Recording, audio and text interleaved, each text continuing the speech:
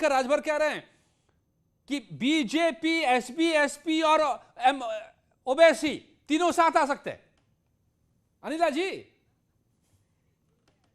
जब बौखलाहट होती है, परेशानी होती है, तो दिमाग जो है ठीक से काम नहीं करता है।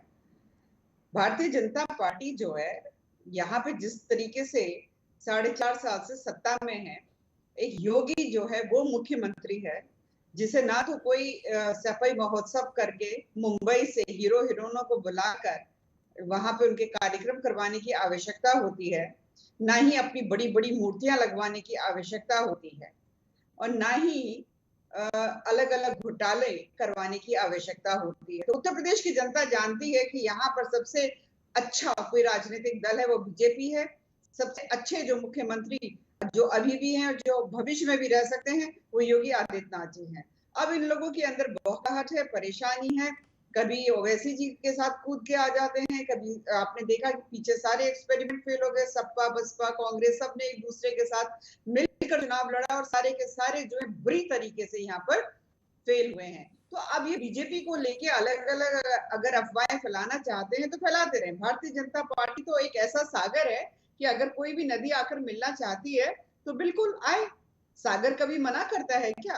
पर नदी कहने लग जाए कि सागर हमसे आके मिल जाए, जो कि अभी राजभर साहब की पार्टी के जो प्रवक्ता है ये कह रहे थे कि भारतीय जनता पार्टी जो है इनकी जो कौन सा मोर्चा इन्होंने बनाया हुआ है भागीदारी संकल्प मोर्चा, मोर्चा, उसमें आकर मिलकर मिलना चाहे तो आ जाए। तो ये तो उल्टी बात होगी ना, सागर नदी में नहीं मिलता, नदी सागर में मिलती है।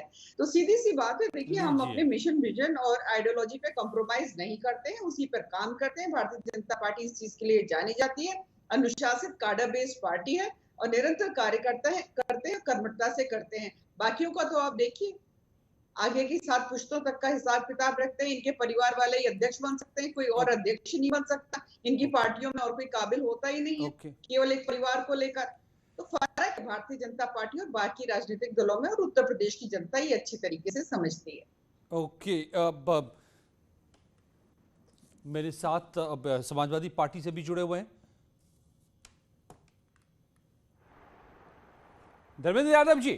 धर्मेंद्र यादव जी, आप जुड़े हुए हैं मेरे साथ। Okay, professor Dharmendra Yadav, yes, आप भी कोशिश में लगे हुए थे, समाजवादी पार्टी भी कोशिश में लगी हुई थी कि राजभर साहब इधर ही आ जाएं। अच्छा है, उधर अनबन हो गई है, पूरे भागीदारी मोर्चा ही इधर जुड़ जाए, तो बात बनते बनते बिगड़ गई। अजय जी, राजभर साहब की एक मांग तो हमने मान ली है।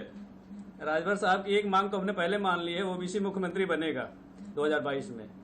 तो मुझे उम्मीद है कि उनकी मांग मांगने के बाद कुछ विचार करेंगे।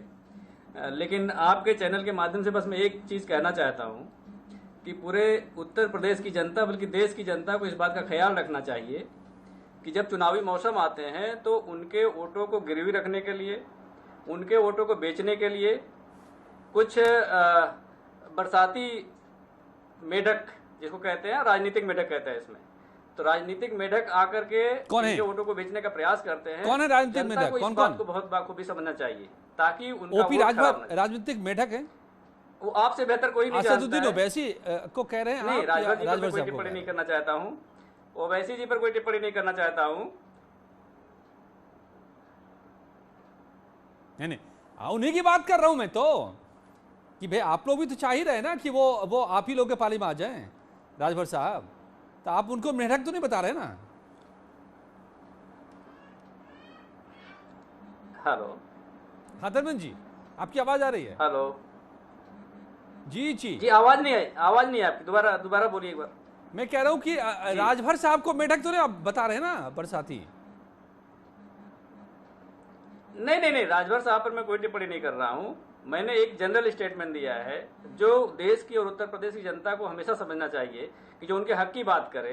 अब जैसे ओबीसी के आरक्षण की बात है, हम लोगों ने इसको पूरी तरह से उठाया, और आज भी मैं कह रहा हूं कि अभी नीट में आरक्षण दिया है भारतीय जनता पार्टी की सरकार ने, इसको आईआईटी में आरक्षण देना चाहिए, एनआईटी में आरक्षण देना चाहिए, आईएम में आरक्षण देना चाहिए, और देश के 49 सेंट्रल यूनिवर्सिटी है उसमें आरक्षण देना चाहिए, जो पिछले 75 सालों में 1% भी आरक्षण लागू नहीं हो पाया है। इससे बड़ी विडंबना इस देश की नहीं हो सकती। नहीं, अभी भी तो मेडिकल एजुकेशन में दे दिया ओबीसी आरक्षण, हो सकता है और में भी दे दे। अनुप्रिया पटेल ने भी मांग कर दी है, नीतीश कुमार ने भी मांग कर दी है।